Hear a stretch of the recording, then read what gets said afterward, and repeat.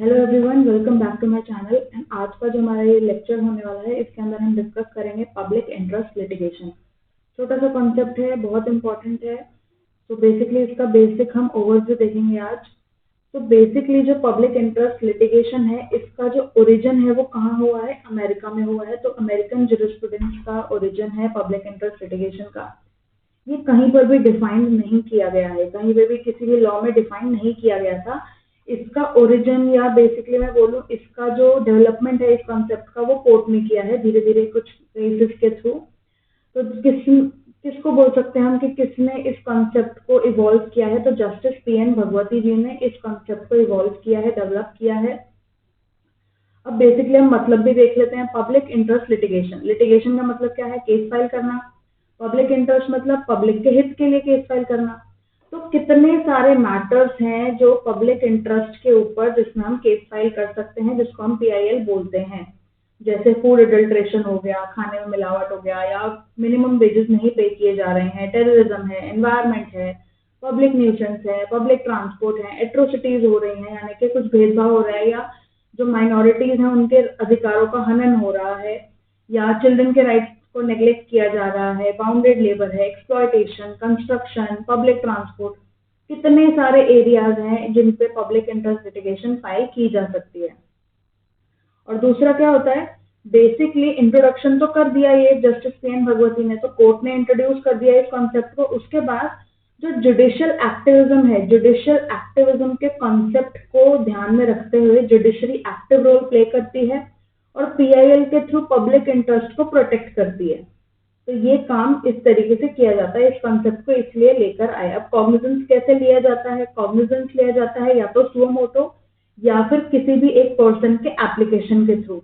अब यहाँ पर हम प्रिज्यूम करते हैं जैसे 100 लोग हैं जिनके राइट्स का वायलेशन हो रहा है किसी भी चीज की वजह से, may be terrorism, may be food adulteration. 100 लोग उनके राइट्स का वायलेट हो रहा है, 100 लोगों के, ठीक है। अब यहाँ पे 100 के 100 कोर्ट में तो नहीं जाएंगे, 100 में से कोई भी एक जा सकता है, या ऐसा भी एक पर्सन जा सकता है जिसके राइट्स वायलेट ना हो रहे हो, ठीक है। तो यहाँ पर एप्लीकेशन कोई भी पर्सन फाइल कर सकता है जो सोशली या अवेयर हो, जागरूक हो, ऐसा पर्सन। जो पब्लिक इंटरेस्ट लिटिगेशन है वो कॉन्सेप्ट जो है ना, वो एक्सपैंड करता है बेसिकली लोकस स्टैंडाई के कॉन्सेप्ट को। लोकस स्टैंडाई का कॉन्सेप्ट क्या है? बेसिकली वो पर्सन ही कोर्ट में सूट फाइल कर सकता है, केस फाइल कर सकता है जिसका राइट वायलेट हुआ हो। अदरवाइज और कोई पर्सन नहीं कर सकता। जिसके साथ अपराध हुआ वही कोर्ट में जाएगा ना, कोई थर्ड पार्टी तो नहीं जाएगी। लेकिन पब्लिक इंटरेस्ट लिटिगेशन में ऐसा नहीं है। जैसे मैंने आपको बताया अभी कि 100 लोगों का राइट वायलेट हुआ है फूड एडल्ट्रेशन से, या मे बी एनवायरमेंट या पब्लिक न्यूसेंस, बट बाकी सबका तो नहीं हुआ। बट 100 में से जो अदर लोग हैं, 100 को छोड़कर जो अदर लोग हैं, उनमें से भी कोई भी पीआईएल फाइल कर सकता है। पीआईएल से क्या होता है? जुडिशरी और ज्यादा स्ट्रांग बनती है। कुछ प्रोविजंस भी हमें ध्यान रखने हैं, जैसे कि आर्टिकल नंबर 32 जिसके अंदर सुप्रीम कोर्ट के पास पावर है, आर्टिकल नंबर 226 जिसके पास हाई कोर्ट के पास पावर है, and section number 133 of CrPC जिसमें मजिस्ट्रेट के पास पावर है। तो ये तीनों प्रोविजंस आपको ध्यान रखने हैं। आर्टिकल नंबर 32 इतना ज्यादा वाइड नहीं है, सुप्रीम कोर्ट की पावर इतनी ज्यादा वाइड नहीं है as compared to high court. Article number 226 बहुत ज्यादा वाइड स्कोप है, बहुत ज्यादा पावर है हाई कोर्ट के पास। इसके बाद एक केस है जिसके अंदर पीआईएल के कॉन्सेप्ट को इंट्रोड्यूस किया गया था जस्टिस पीएन भगवती ने। कौन से केस था वो? हुस्नैरा खातून वर्सेस स्टेट ऑफ बिहार। साथ ही साथ इस कॉन्सेप्ट के कई सारे लिमिटेशंस भी हैं, जैसे कि वेस्टेड इंटरेस्ट। अब कभी कभार ऐसा होता है एडवोकेट्स का वेस्टेड इंटरेस्ट होता है, या वो पार्टी जो कोर्ट में जा रही है किसी की भी पब्लिक के इंटरेस्ट को लेकर, कुछ भी जो मैटर है, सब्जेक्ट मैटर है, उसको लेकर कोर्ट में जा रही है, उसका कुछ भी पहले से वेस्टेड इंटरेस्ट होता है, जैसे कि हम फेमस हो जाएंगे।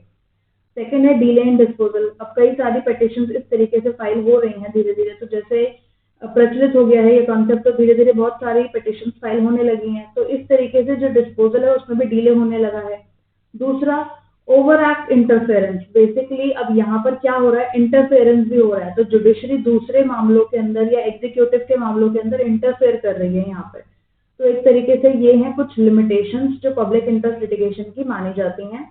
So that's it for now. Thank you so much for watching. आज के सेशन के अंदर हमने सिर्फ एक छोटा सा कॉन्सेप्ट को देखा, पब्लिक इंटरेस्ट लिटिगेशन। ओरिजिन क्या है आप बता सकते हैं, ये किसने, कौन से जज ने इस कॉन्सेप्ट को propound किया, ये भी आप बता सकते हैं। इसके बाद जो PIL है वो कौन से कॉन्सेप्ट को एक्सपैंड करता है, ये भी आप बता सकते हैं।